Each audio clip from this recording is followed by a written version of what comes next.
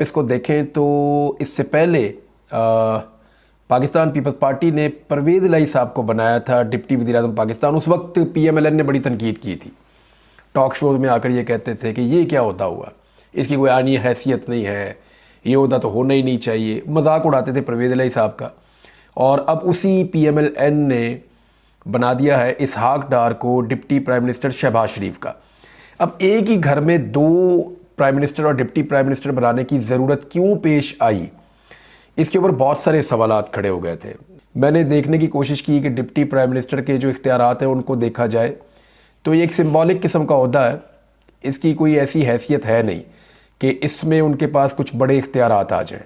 हाँ, ये ज़रूर है कि वो डिप्टी प्राइम मिनिस्टर है और प्राइम मिनिस्टर की गैर मौजूदगी में वो बहुत सारे फंक्शंस अटेंड कर सकते हैं, बहुत सारी जगहों पे आ जा सकते हैं, उनकी जगह को फिल कर सकते हैं, लेकिन आईनी नुक्ता नज़र से उनके पास वज़ीर आज़म वाले इख्तियारात नहीं है, जो मैंने अब तक पढ़ा है, जो मुझे समझ आई है। अगर ये आगे जाकर कोई तरमीम कर दें इसके अंदर या इनके इख्तियारात के अंदर इजाफा कर दें तो वो एक अलग बात है, लेकिन इस वक्त ये करना क्यों पड़ा, ये सबसे बड़ा सवाल है। इसहाक डार साहब जो हैं वो डिप्टी प्राइम मिनिस्टर तो बना दिए, लेकिन सब लोग ये सोच रहे हैं कि क्यों बना दिए। तो मैं आपको ये बता देता हूँ कि मियाँ नवाज शरीफ साहब, बहुत पहले मैंने वीलॉग में कहा था, 2020 में भी कहा था, 2021 में भी मैं ये बात कर रहा था कि नवाज शरीफ की जान जिस तोते में है ना, वो इसहाक डार है। इसहाक डार साहब को मियाँ साहब मुश्किल वक्त में सबसे पहले पाकिस्तान से निकालते हैं।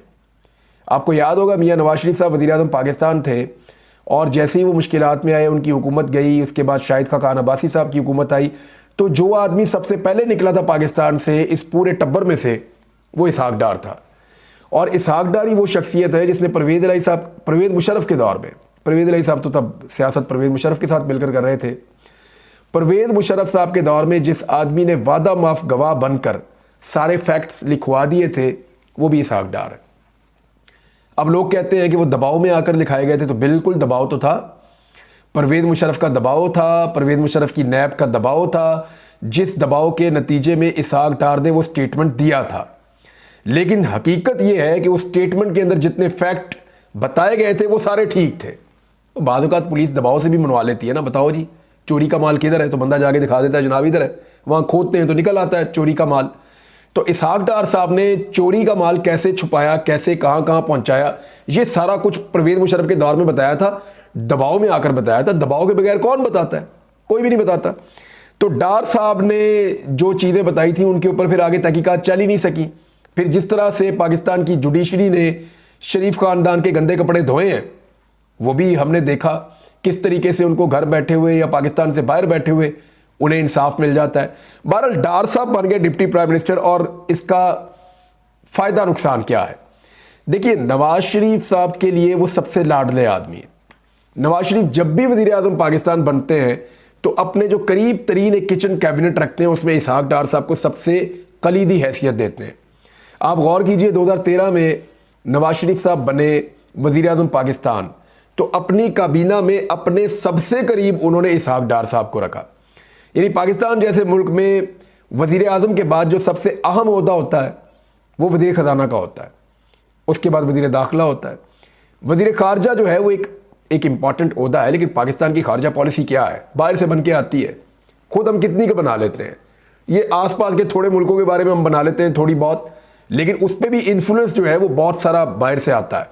जब दुनिया का आपने कर्जा देना हो तो आप आज़ाद खारजा पॉलिसी के साथ कैसे चल सकते हैं?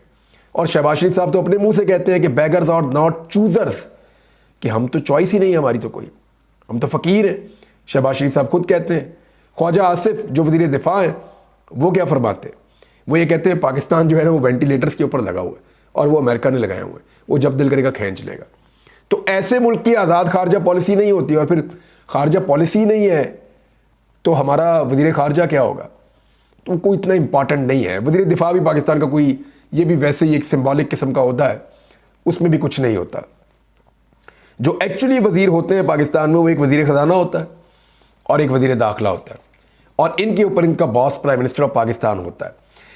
नवाज शरीफ साहब जो है उनको ये चीज़ बहुत ज़्यादा इरीटेट कर रही है कि वज़ीर ख़जाना भी नवाज शरीफ की चॉइस का नहीं है इस हुकूमत में, हालांकि वज़ीर आज़म उनका भाई है और उनको ये चीज़ बहुत इरिटेट कर रही है कि वज़ीर दाखिला भी उनकी चॉइस का नहीं है इस मुल्क में। ना वो औरंगज़ेब साहब को जानते थे इससे पहले, और ना वो मोहसिन नकवी साहब को जानते थे इससे पहले कि वो वज़ीर दाखिला बन जाएंगे उनके भाई की हुकूमत में। तो नवाज शरीफ साहब ने, क्योंकि अब देखें ना, इसहाक डार को नवाज शरीफ साहब बड़ी रिस्पेक्ट देते हैं हमेशा से, हमेशा उनको अपने बाद वाले ओहदे पे रखते हैं, हर जगह पे उनको पेश करते हैं।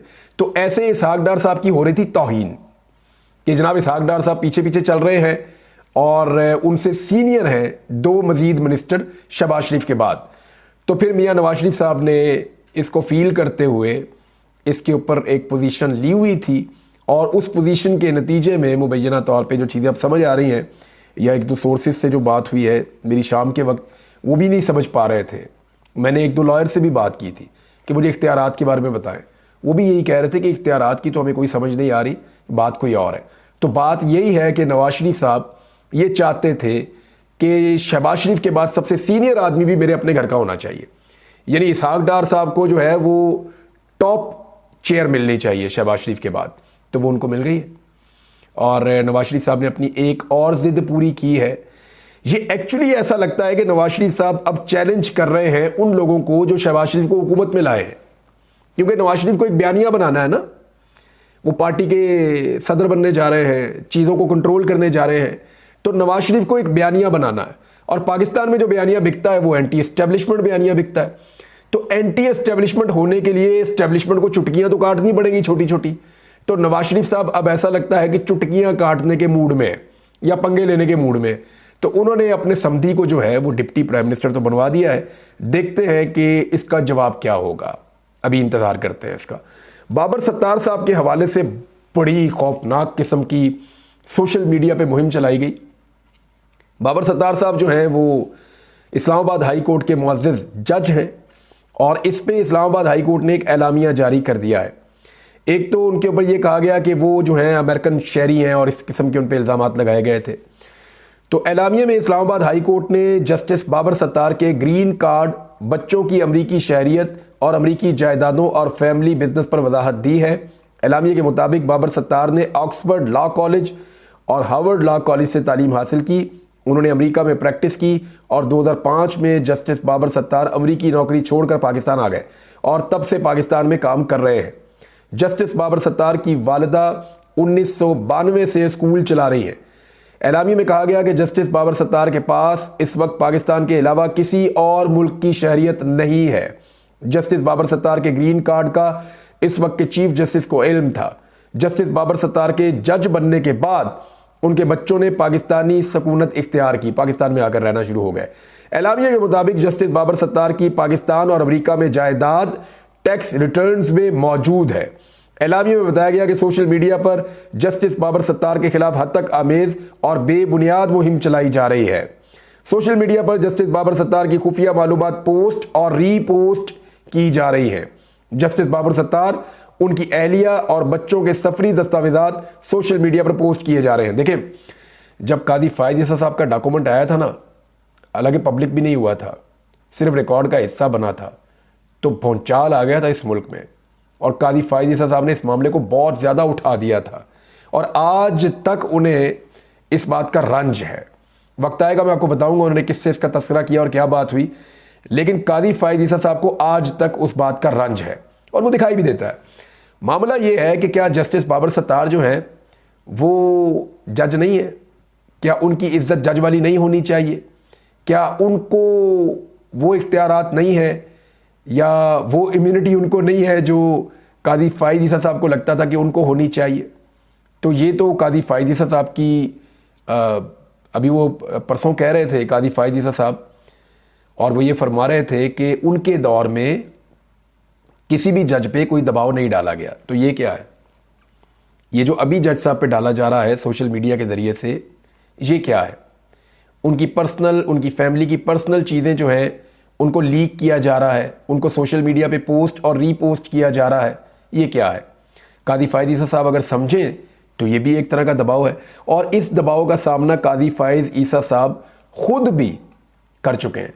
ये जज बाबर सत्तार साहब के ऊपर ये इतना बड़ा रिएक्शन आ क्यों रहा है? सोशल मीडिया पे ये सारा कुछ क्यों हो रहा है? एक्चुअली वो एक केस सुन रहे हैं, एक अहम ऑडियो लीक्स का केस है जिसको जज साहब सुन रहे हैं, और उसमें इदारे अब एतराज़ करना शुरू हो गए हैं।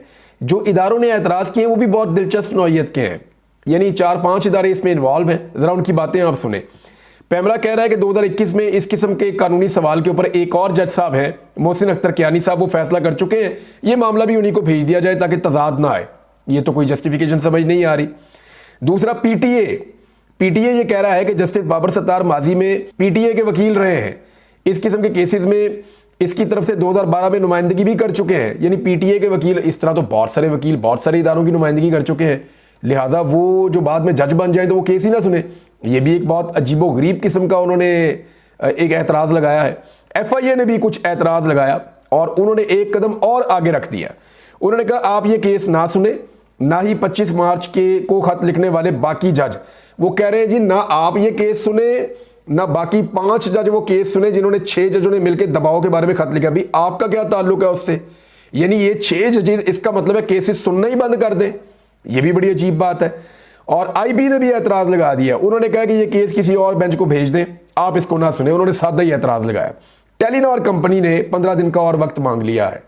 यानी सब कोई ना कोई बहाना बना रहे हैं। और मामला क्या है? मामला बहुत इंपॉर्टेंट है और मामला है ऑडियो केस। आपको याद होगा, मैं इसकी तफसीलात आपको एक और वीलॉग में बताऊंगा। नाज़रीन, एक और बड़ी स्टोरी जो चल रही है वो एस्टेब्लिशमेंट की इमरान खान साहब से मुज़ाकरात होने या नहीं होने उसके बारे में चल रही है। अब इस पर नजम सेठी का तज्ज़िया आप देख लें।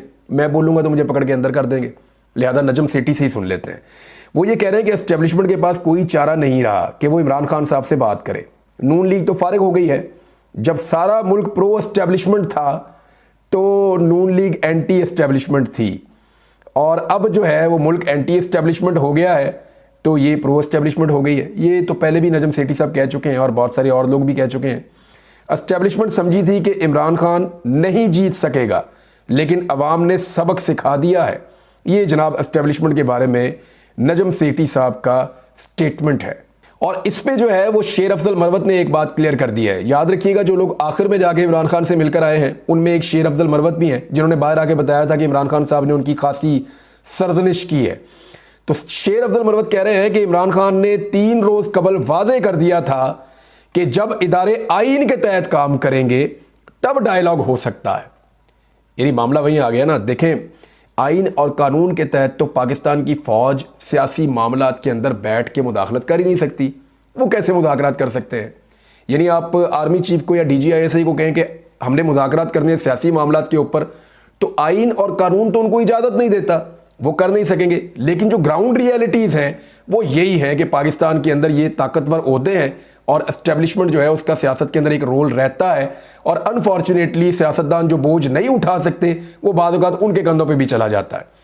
लिहाजा लगता ऐसा है कि ये बैठेंगे ज़रूर, लेकिन आइन और कानून के दायरे के अंदर बैठेंगे। क्योंकि शिबली फराज ने जो स्टेटमेंट दिया था, पाकिस्तान का मीडिया उसका एक हिस्सा छुपा रहा है। उन्होंने एक जुमला इस्तेमाल किया था, उन्होंने कहा था कि इमरान खान ने कहा है कि आइन और कानून के दायरे के अंदर मुज़ाकरात होंगे। वही बात आज शेर अफजल मरवत ने भी रिकन्फर्म की है। नाज़रीन, इमरान खान के बारे में एक और गवाही सामने आ गई है और इस दफ़ा जो है वो पाकिस्तान पीपल्स पार्टी के नैयर हुसैन बुखारी साहब हैं। वो ये कह रहे हैं कि इमरान खान को फेयर ट्रायल मिलना चाहिए था, यानी नहीं मिला। अच्छा, ये सारी बातें अब कर रहे हैं। जब इलेक्शन से पहले इमरान खान को एक के बाद एक सज़ा दी जा रही थी तब कोई भी बात नहीं कर रहा था। वो तब इसलिए नहीं कर रहे थे कि इन सबको ये उम्मीद थी कि इमरान खान की सीटों में हम सबको हिस्सा मिल जाएगा। वो जब वो हिस्सा ले लिया, इमरान खान के छापे में हाथ मार लिया, तो अब जो है वो इन सबको इंसाफ और कानून याद आ रहा है। लेकिन चले आ तो रहा है ना। उन्होंने कहा कि इमरान खान को फेयर ट्रायल मिलना चाहिए था। जल्दबाजी में इंसाफ के तकाजे पूरे नहीं होते, रियासत को अपनी जिम्मेदारी निभानी चाहिए थी। जब इमरान खान पर मुकदमात बनाए गए तब राणा सनाउल्लाह वजीर दाखिला था। मोहम्मद जुबैर साहब ने भी एक और स्टेटमेंट दी है और ये बड़ी इंटरेस्टिंग स्टेटमेंट है। उन्होंने कहा जी, पाकिस्तान तहरीक इंसाफ ने जनरल बाजवा को एक्सटेंशन देने का ब्लंडर किया। कम से कम उनको इतना सोच लेना चाहिए था कि आखिर PMLN क्यों सारे वोट दे रही है एक्सटेंशन के लिए। इसके पीछे कुछ ना कुछ तो है। मैं आपको एक बात बताता हूं कि एक निजी महफिल में मियां नवाज शरीफ ने लंदन में बैठ के कुछ लोगों के सामने ये कहा था कि मैंने बाजवा को 2 दफ़ा आर्मी चीफ लगाया है, वो मेरी बात मानेगा। ये मियां नवाज शरीफ के अल्फाज थे। यहाँ ख़त्म करता हूँ, फिर बात करेंगे बाद में। अब तक के लिए इतने, अपना ख्याल रखिएगा, अपने इस चैनल का भी। अल्लाह हाफ़िज़।